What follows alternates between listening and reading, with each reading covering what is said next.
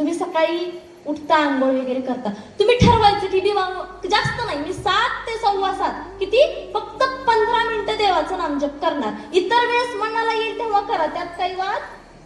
पण जर तुम्ही नेमकं बाबा मी या वेळेत ठरवलंय ना तर मी या वेळेस करणार असं म्हणून तुम्ही करा.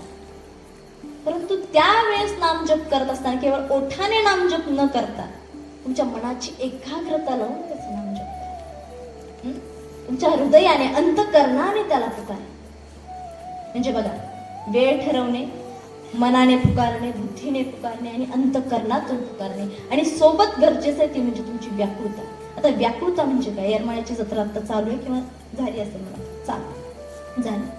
मग त्या येरमाळ्याच्या यात्रेमध्ये आपल्या गावचा मुलगा खूप मागे लागला की आई येरमाळ्याला चल, तिथं जत्रा लागली.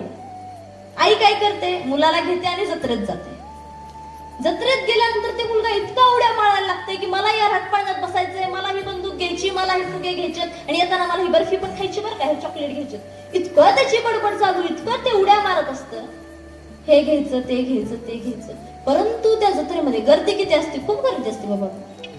तर त्या गर्दीमध्ये त्या लेकराने त्याच्या आईचा जो बोट पकडलेला असतं ना ते सुटतं, आणि त्या लेकराला कळतं काय की आता आपण आपल्या आईपासून वेगळे झालेलो आहोत.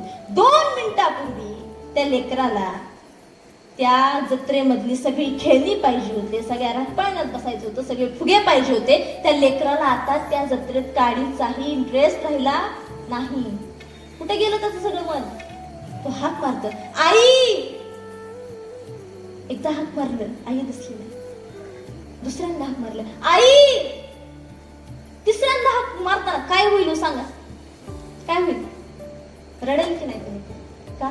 अंतःकरणातून पुकारलं, हृदयातून पुकारलं. लेकरू तिसरी हाक मारताना घळा घळा घळा जसं रडायला लागतं ना, तसं तुम्ही त्या बापाला हाक मारताना, त्याचं नाम जप करताना तुमच्या डोळ्यातून धारा लागल्या पाहिजे. का? कारण माझ्या त्या परमात्म्या पांडुरंगाला, त्या विठ्ठलाला तुमची भाषा कळत नाही. तुमची भाषा कळत नाही, त्याला फक्त तुमचा भाव कळतो. हृदयातून निघणारं तुमचं प्रेम हेच फक्त त्याच्यापर्यंत जातं. त्याच्यामुळं नुसतं रामकृष्ण हरी म्हणून त्याचा खूप कमी उपयोग आहे. मनापासून बोलवा.